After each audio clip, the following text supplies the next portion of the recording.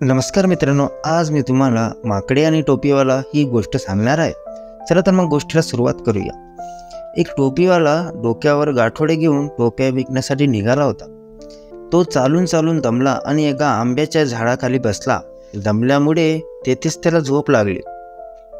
तितक्यात तेथे काही माकडे आले. त्यांनी गाठोडे सोडले, त्यातील टोप्या घेतल्या आणि झाडावर जाऊन बसले. टोपीवाला उठला आणि बघतो तर काय, गाठोड्यातच टोप्या नाहीत.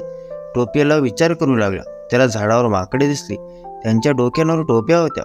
टोपीवाल्याने माकडांना भीती दाखवली. माकडांनीही टोपीवाल्याला भीती दाखवली. टोपीवाला घाबरला. टोपीवाल्याने माकडांवर दगड फेकले. माकडांनी झाडावरील कैऱ्या तोडून टोपीवाल्यावर फेकल्या. टोपीवाल्याने युक्ती केली. त्याने आपल्या डोक्यावरील टोपी काढून जमिनीवर जोरात आपटले. माकडांनी आपल्या डोक्यावरील टोप्या खाली फेकल्या. टोपीवाल्यास आपल्या टोप्या परत मिळाल्या.